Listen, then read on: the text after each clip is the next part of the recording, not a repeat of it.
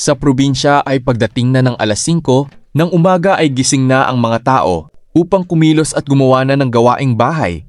Dito hindi ka gigisingin ng busina o ingay ng makina o anumang material na gamit na nakakapagbigay ingay sa ating mga tenga.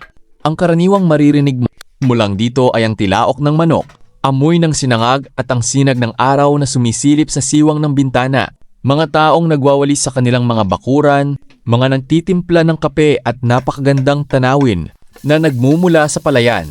Dito mabagal ang takbo ng oras pero hindi ibig sabihin ay wala nang ginagawa ang mga tao rito sapagkat ang mga tao sa probinsya ay sadyang masisipag, sanay sila sa trabahong bukid. Sa paggising mo pa lang sa umaga, ang tatay mo ay nasa bukid na bago pa lang sumikat ang araw. Ang nanay mo naman ay abala sa kusina upang magluto para sa lahat. Siya lang naman ang nagluluto ng almusal mo sa tuwing ikaw nagigising sa umaga. Sa probinsya, walang mall, walang traffic, pero merong oras para magpahinga. May oras para makipagkwentuhan sa kapitbahay habang ikaw nagwawalis. May oras para tumingin sa itaas para malaman kung uulan ba o hindi. Simple lang ang buhay dito.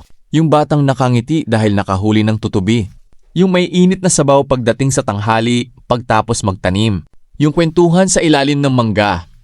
Pagdapit hapon na, maraming nagsasabi na ang buhay probinsya ay mahirap kumpara sa syudad. Wala daw masasarap na kinakain. Pero hindi nila alam, sagana ang probinsya sa mga masusustansyang gulay at nagsasarapan sa tamis na mga prutas.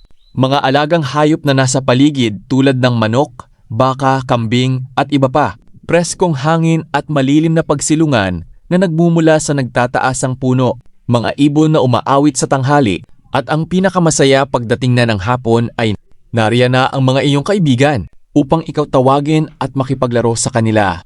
Pagsapit na ng hapon ay unti-unting lumulubog na ang haring araw. Oras na para umuwi at magsasalo-salo na para sa isang kainan sa oras ng gabi. Napakasarap lang isipin na napakasayang mamuhay sa probinsya, puno ng alaala. Mga masayang nagyayari, kulitan, tawanan, takbuhan.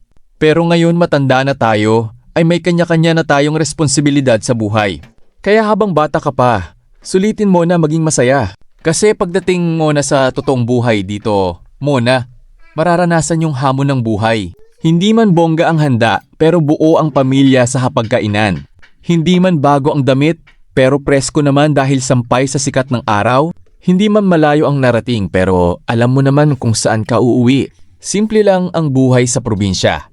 Tahimik, payapa at higit sa lahat, biyaya ang kalikasan ng may itaas. Kung nakikinig ka pa hanggang ngayon, pwede mo bang i-like and share ang video ko na ito? At huwag mo na rin kalimutan mag-follow